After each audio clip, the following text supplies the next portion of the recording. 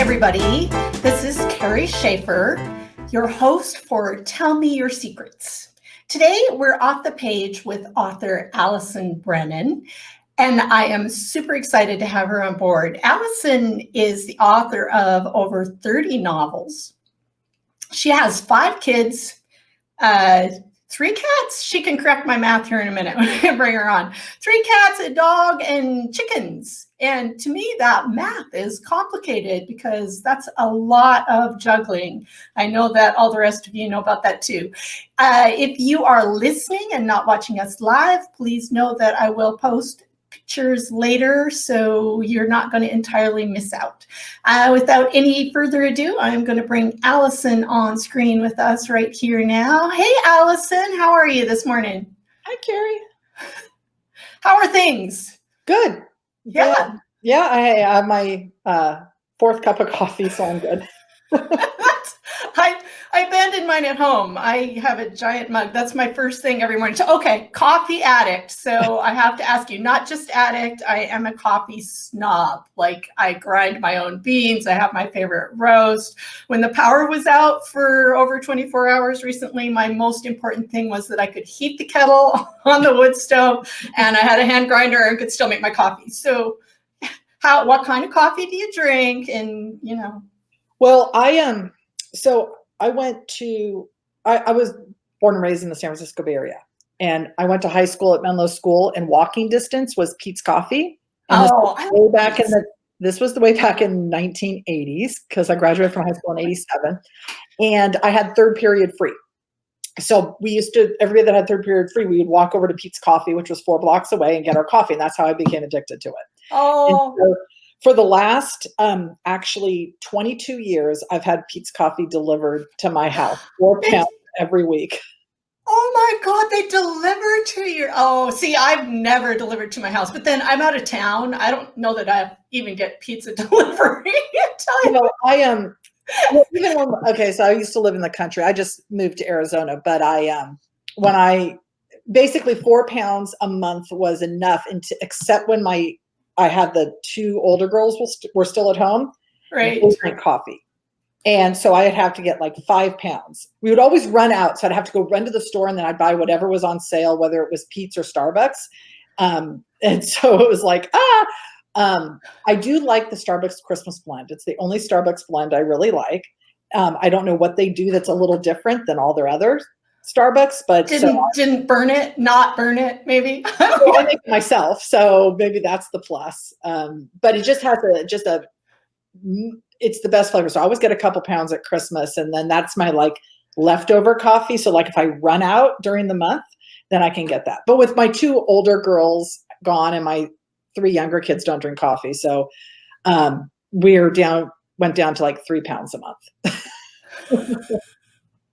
Yes, but I do love my coffee. Wow. Yes, I'm always so Pete's. I'm always so relieved when I'm at the airport and I can find one of those instead of the Starbucks, because not a Starbucks girl. I'll drink it, but But anyway, we don't. I will say that I do like the Starbucks caramel macchiatos. Okay. That's my treat on the weekends, that I'll go and get a triple venti skinny caramel macchiato and get that extra jolt. So if I have softball, then I get that extra jolt of espresso, and that's right. And let's talk about that with the softball and the kids and all of that, because here's like I introduced you. I was thinking about this. So you've written over 30 books. You're also a New York Times and USA Today bestseller. You have 5 kids. How many cats? 2. 2 cats, Okay. a dog, and 3 chickens? I did have 3 chickens until we moved. Well, I had 2 chickens for a long time, Nugget and Daisy, and they were absolutely Nugget. Our first Nugget, yeah. Those were our first 2. And Nugget was more of a pet. I mean, she followed me everywhere. She loved my son. And she died. She got an infection, and we were giving her antibiotics, but it never got better. First time I ever took a chicken to the vet. She was 5 years old. But then we got 3 more, and a fox killed them all, which was really sad. And then we got 3 more. And when we moved, I found a home for them, because we're living in Arizona and we're leasing until we find a house to buy. And so I didn't want to have to deal with transporting. It was bad enough transporting the 2 cats. Yes. And transporting cats and chickens would so I have to do the chicken. I have to tell you a funny thing about the chickens. So I grew up on a small farm, and the chickens were my job from my earliest memory. They were my responsibility. So I have many chicken stories. One of them in which the neighbor's dog got into the pen and was killing chickens as I was trying to hold him back. It was like one of my traumatic memories of childhood.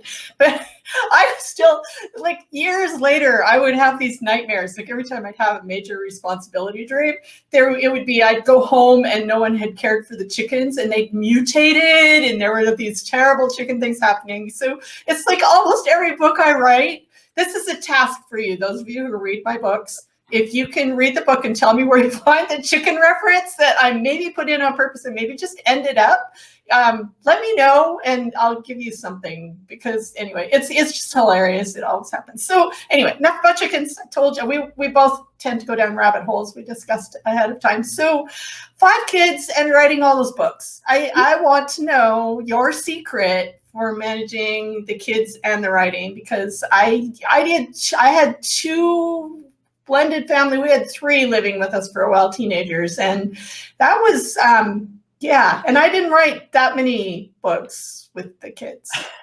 Well, so I used to work full time in the California State Legislature, and I was doing that. I had the 2 girls in 94 and 96, and then after my son was born in 2001, I really didn't want to go back to work. I was really burnt out. I didn't love my job like I used to. And I was trying to figure out what I could do from home. And when I was on maternity leave, I got 4 months off because I had a whole bunch of vacation time stored up. So I used all my vacation sick time so I could take the full 4 months.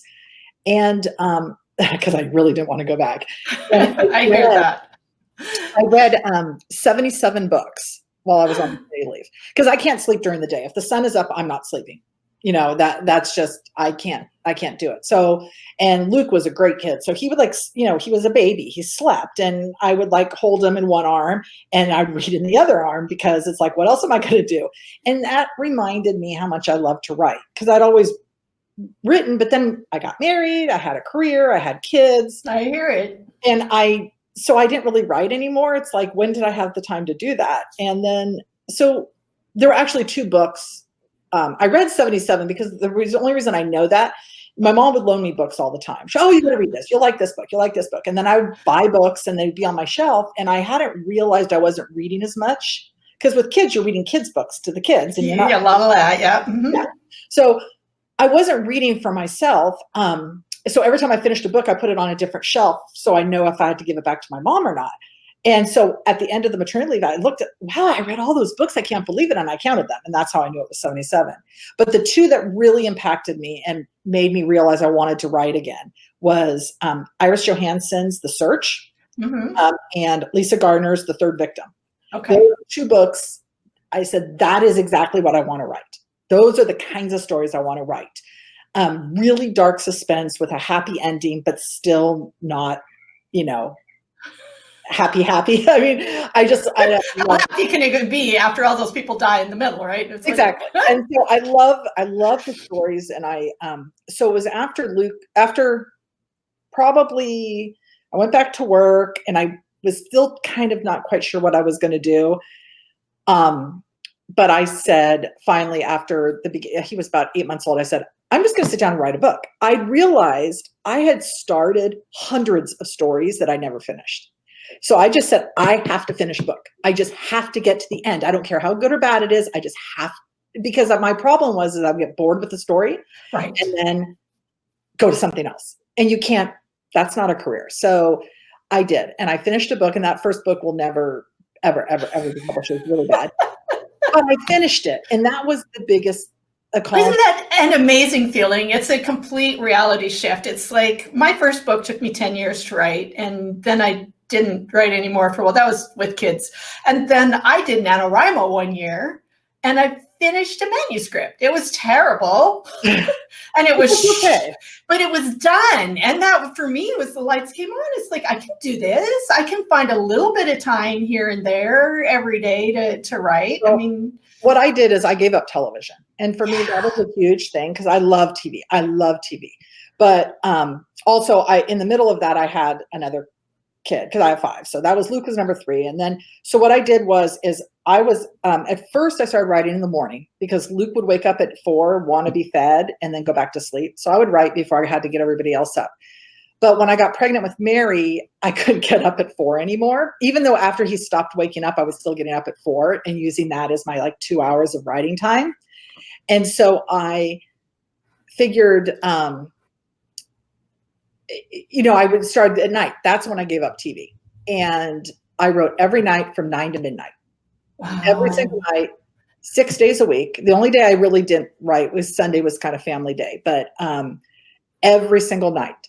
And getting into that habit was actually what enabled me to write 5 books in 2 years while I was wow. So very little sleep for you then. Well, 6 hours. I still don't sleep that much. I probably sleep 7 hours a night now. But Seven's good. You can get by. I have a funny story I have to tell you. So talking about TV and all of that, I love the show Bones, which I used to watch. And so now what I have to tell you is that when Pam Stack, who for those of you who don't know Pam, she is the woman behind the Authors on the Air global broadcasting network empire, and hilarious and very fun to hang out with. Also, I told Pam I was going to say this idea for Tell Me Your Secrets was kind of partly hers. We put this together ourselves. So anyway, she's partly responsible if things go badly. I get to blame her for this. We get to blame her for this, and any goats that come into my life are also Pam's fault. But here's the funny thing. So Pam said, you should have Allison Brennan on your show. And in my mind, I went, oh my God, I put you together. It's very cool. I mean, you're very successful, but I put you with Dr. Brennan from Bones came into my head. And I was like, oh my God, she's the author of the books behind Bones. I can't interview her. Anyway, so that was just a very funny story. And Pam's like, you can interview anybody. And I'm like, okay, cool. Yeah, okay, I can do that. So anyway, I hope you liked that show because I thought that story was funny. But anyway, it's just. Oh, I love that. I know. I love that show. We watched it. My kids loved it. Yeah. Well, they did, the things that you're talking about. There was the lovely suspense, and there was the mystery, and the digging into things, and the science, and a little bit of romance going on, because I know you also like some romantic suspense in what you write, or at least your previous books were. Yeah, I wrote 12 romantic suspense. 12 books were all romantic suspense. And then the Lucy Kincaid series, I don't really call it romantic suspense, but she does have a longtime boyfriend who eventually becomes her husband. It's just not structured like a romantic suspense because they're soon to be 17 books with the same 2 characters. So it's not quite structured like that. And now you've dove into something entirely new, which is very fun, by the way. Do you want to show them a picture, guys? I love this. This is a beautiful cover. Okay, there we go. The Third to Die. And I love that they gave you those bright red letters for your name. You're really standing out. And yeah, I really, really, really love this cover. This is like the cover. I can't help it. I want to pet it. So, I know. It's gorgeous. It's the cover that I've been dying to have. It's suspenseful. It says to me, this cover tells you when you look at this book, you see suspense. Yeah. Oh, yeah. What I wanted. Absolutely. I wanted a book that as soon as you look at it, you know exactly what you're getting, and you're going to get a suspense novel. So right. I love it. Right. I love it too. And so I'm always a little leery when I bring up TV shows in case the author doesn't actually like the show. But when I read it, I kind of felt a little bit like getting to read a book that was sort of similar to the way I feel when I watch one of my favorite shows, which is, now I can't remember, Criminal Minds. I adore Criminal Minds. And this book, y'all, takes you into the world of a special FBI unit. You have all of that awesome, freaky killer stuff going on as they're tracking this scary serial killer guy. There's a little bit of romantic suspense going on between a couple of the characters. The characters are awesome. Thank you. Yeah, you're welcome. So I don't know, I should have asked you if this was an okay question, but having a series end, because you're a super successful author. You had the New York Times and, you know, all the bestseller stuff that a lot of us dream of but haven't gotten to yet. And yet, even for someone like you, it's possible that a series that you totally love could, you know, have to come to an end. Yeah. Are you okay to talk about that a little bit? Or yeah, I mean, I think, well, I'd always said that if I get bored with the series, I'll end it. I don't want to, you know, I don't want to write if I'm not interested in the characters. The long time ago, back in 2000 and let's see, I have to do math. I can't do math. I'll let her do math. I can do math. I actually am really good at it, but sometimes when it's time related, I have to, I think it was 2010 that I published. I wanted to do a 7 Deadly Sins series, and it was a supernatural thriller series, completely different than what I was writing, but it still had the core. It was still a crime thriller, but it had supernatural elements. And I loved the book. It did not do well. Oh. And everybody thought, oh, it's going to do so fabulous. It's going to do so fabulous. I mean, there's a lot of reasons why it didn't do well, partly because it was marketed as paranormal romance, and it wasn't, because right. With sex in the books, you can't market it as a paranormal romance. There was a romantic relationship, but there was no on-page sex. So it was one of those things that my readers, I realized at that time, my core readership really read me for the suspense plot, the crime, the police procedural. They weren't going to come over with me to the, what I call the woo-woo, the elements. And it was a really eye-opening experience for me. Partly, I think, because, you know, it wasn't a paranormal romance, so it wasn't quite marketed right, but it was more like the television show Supernatural, but even though it wasn't. Right. I get that. It was basically the 7 Deadly Sins were incarnate, came up from hell, and they were wrecking havoc. And so I read that. I would love that. Was killed, and I couldn't finish it. So I self-published the 3rd book and then made it kind of an epic book and wrapped everything up so that I could have some closure and so that my readers could have some closure. But that was eye-opening for me. And then, you know, Lucy is going on to 17 books. I don't know how many is going to be in her series. I have fun writing her. I might maybe do 1 a year. Last year, there was only 1 Lucy. This year, there's going to be 2 Lucys. And then I have the Maxine Revere series, and I love Max. And so I put her in the next Lucy book. But again, I don't know what's going to happen with that series. That's really in the hands of my publisher, if they're going to want another Max or not. Right. But this series, regardless of, that's not a word, is it? No, but we all want it to be. I know. I use it all the time. Putting, you know, Max and Lucy aside, I kind of combined their worlds when I wrote Shattered, because Max investigates cold cases and Lucy's nephew was killed 20 years in the past. And so they got to do that together, and it was kind of a natural thing for them to come together. This series is completely separate. I'm not going to merge the worlds. First of all, there's no reason to, and it would feel forced to me. I'm kind of creating my own little unit. And while I did watch the first 3 seasons of Criminal Minds, I knew where they got all their source material, because I read a lot of true crime. I love true crime. So I know about all the serial killers that they were doing shows about. I'd already read. So tell us. So all of their source material really comes from true crime? Is that? I think, well, especially in the early seasons. Now, I didn't watch after season 3. Especially in the early seasons, yeah, I could recognize a lot of the serial killers that were there. I have this great research book called The Serial Killer Files that I love. It's by Harold Schlechter, I think. Yeah. Yes. And I love the book. It has basically every serial killer up until about 20 years ago when the book was published.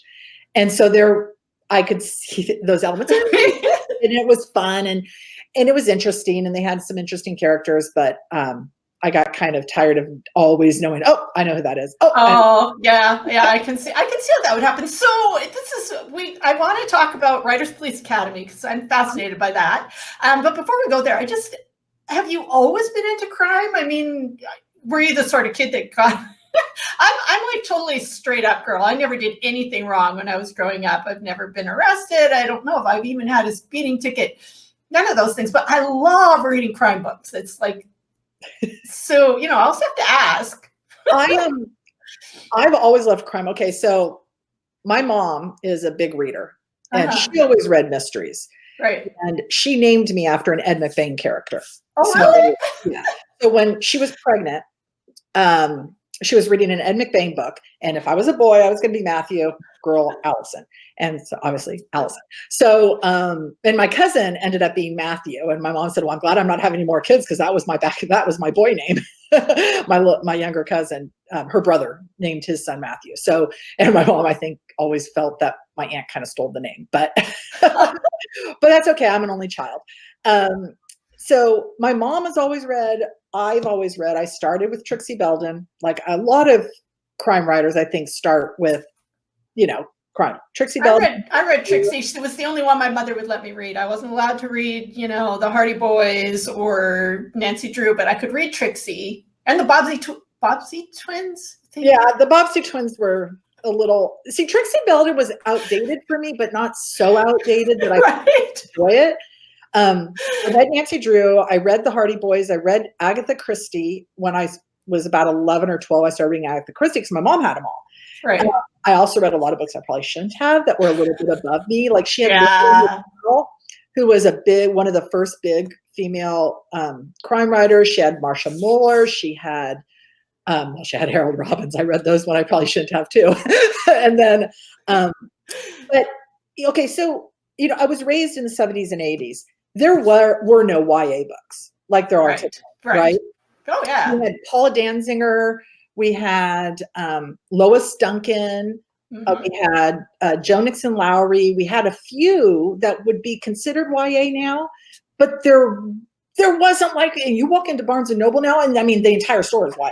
Right. So we didn't have when I was 13, I read Stephen King. I basically had to jump from the kids' books to Stephen King.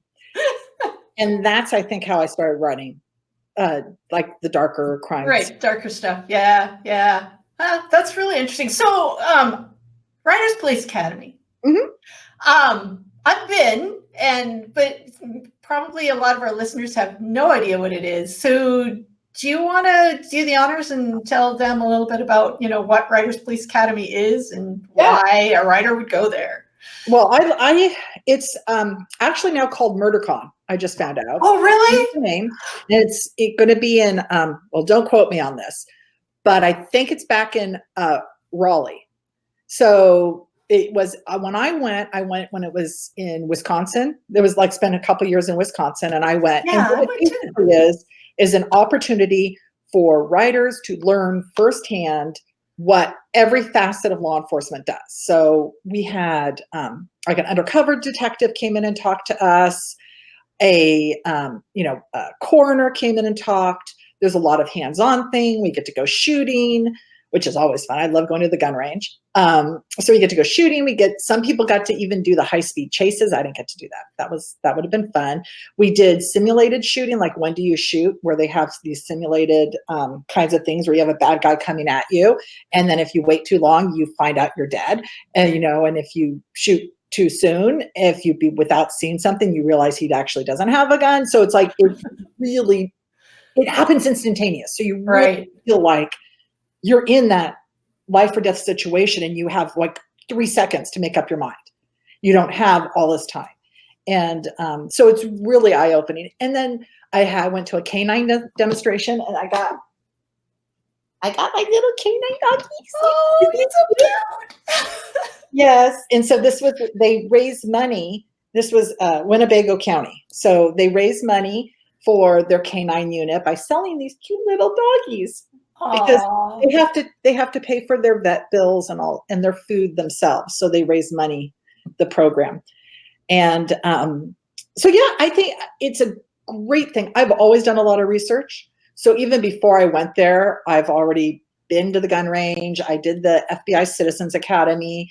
I've been. Oh, wait. I'm gonna stop you right there because I don't know about this. What is the FBI Citizens Academy?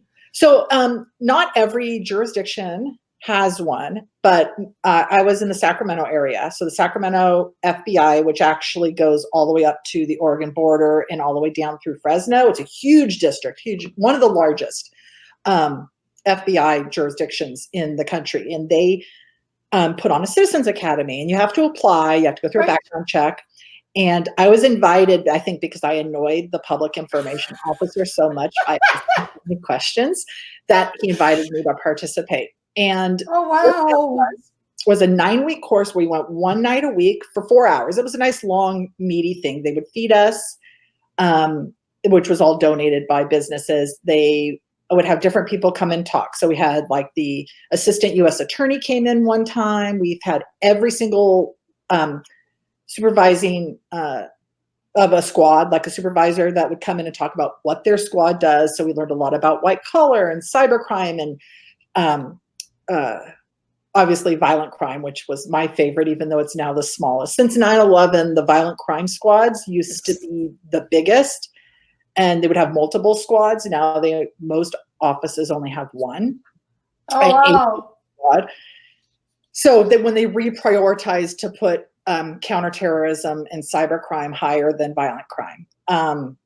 And I learned so much from just listening to these agents talk about their cases, how they investigate them, what kind of cases the FBI investigates.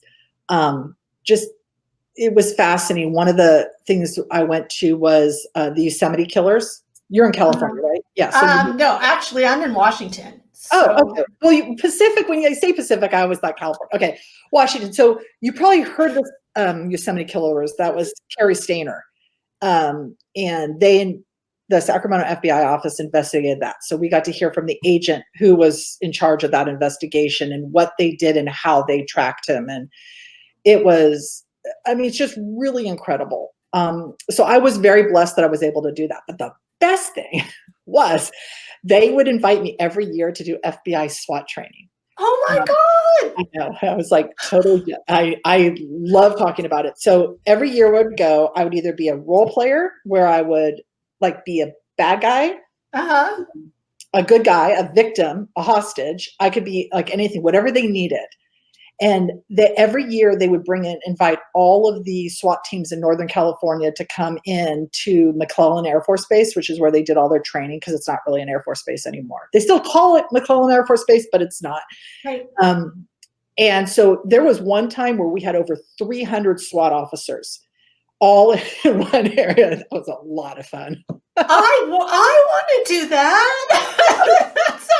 That sounds so fun. I know, twisted, right? There's some people like, why? But we learn so much. And that's the thing, is that they go through their drills. I'm in the drill. Right. And then they do a debriefing right after. So when they do the debriefing, I get to hear, why did they do that?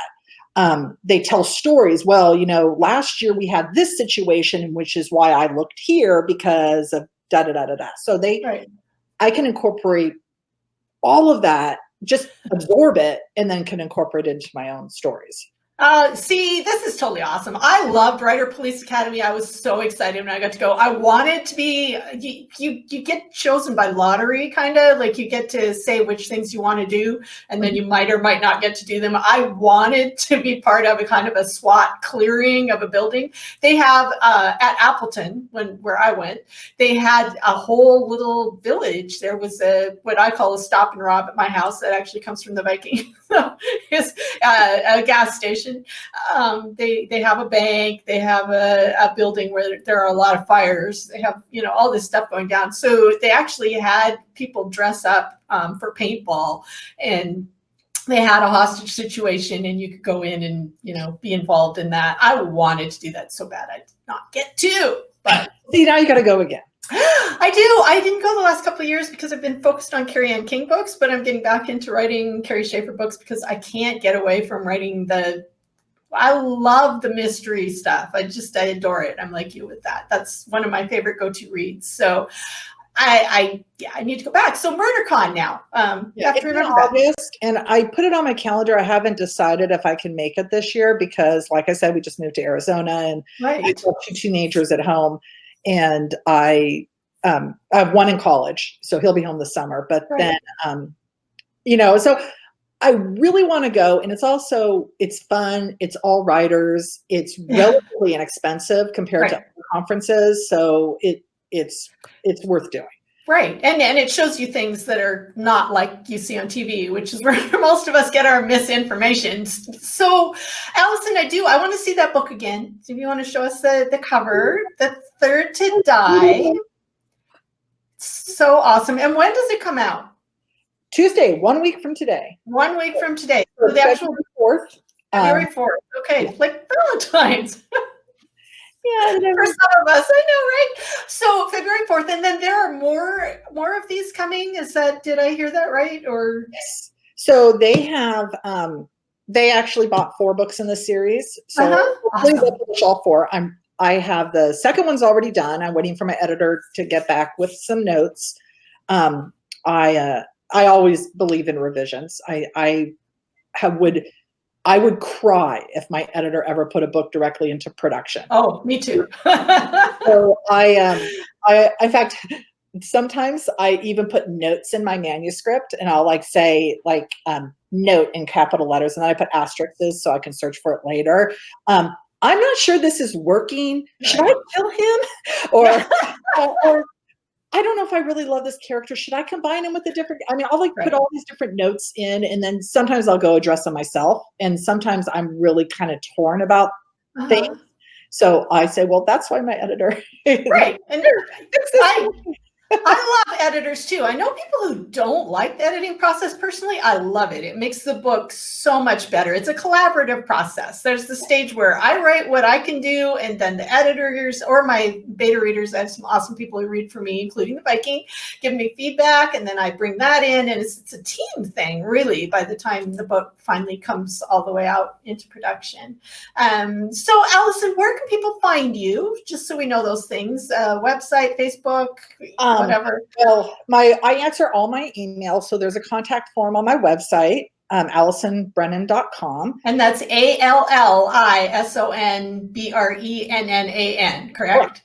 Yes. Okay, .com. Yes, AllisonBrennan.com. And then I'm on Facebook, which is Facebook/Allison Brennan. Twitter is Allison_Brennan, because there was another Allison Brennan out there that took it before me. I know. How dare she? Instagram, I originally started because mostly just to follow my kids. I never really meant for it to be an author thing, but it kind of evolved. So I don't really want to change my name, because then I'm afraid that I'm going to lose people. Right. So AB Writes. So AB Writes, obviously. A-B is in Brennan, Writes, yes. It's a little less formal, but it's Instagram. Grown a lot more over the last year. But basically Instagram, I post pictures of books, cats, alcoholic beverages, like that. And often, I don't know, maybe because everybody else posts food pictures. I don't know why I said, why do people post food pictures? But it's fun. So I do end up sometimes if I make something special, like in my crock pot or something, I'll post a picture of it. And that all goes on Instagram. I don't know why. Maybe because it's such a visual thing. And then so Twitter, Facebook, Instagram. Is there anything else? I think that's about it. Okay. We should answer one question from our people who are been watching. So one of them was, do you listen to the radio while writing? That comes from Dave. No, I don't listen to the radio. I used to listen to music when I write. And when I write outside of the house, I always have earbuds, and I listen to rock and roll, basically hard rock. Rock and roll. Yeah. Well, when I say hard rock, I'm thinking 70s and 80s rock. 70s. Classic. Well, no, it's not. It's later. Classic rock. I mean, I do like some newer music, and for some reason, my daughters love country, and I never got into country until they started listening to it. So now I listen to it, and it's really not that bad. So there's a few that I like. But I haven't been listening to music. The only time I'll do it is if I write at Starbucks for one day because I need to get out of the house, or if I'm traveling and I'm in an airport, then I have to put in my earbuds. And it's not so much the noise. I can write with noise. It's the conversations. Right. If I have conversations going on around me, I have to listen to them. Well, your brain is tuned to that. It has a hard time shutting it out. I know. I have that too. Noise. I wrote I can remember writing with one kid playing classical piano on not classical, but stuff he was making up on the grand piano that was in the room where I was. Well, another kid was playing video games in the room where I was, and the other one was upstairs playing electric guitar. And yeah, I wrote books like that. So you get used to noise, and then it goes away and it's too quiet. But anyway. Yeah. We need to go. Allison, it's been awesome to meet you. This has been very fun. Pam will be disappointed we did not work goats in here somewhere, but I just did. So I don't have there you go. I may one day if things keep going the way they are. Thank you to those of you who are listening. Visit my website, rightattheedge.com, for more information about this show. It will be up when it gets up, not today. And other than that, happy everything to all of you. And thanks again to Allison. Go read some books. Make sure you pick up The Third to Die when that comes out next week. You are going to really want to read it. And thanks again to Allison. Take care, everybody. You've been listening to Tell Me Your Secrets.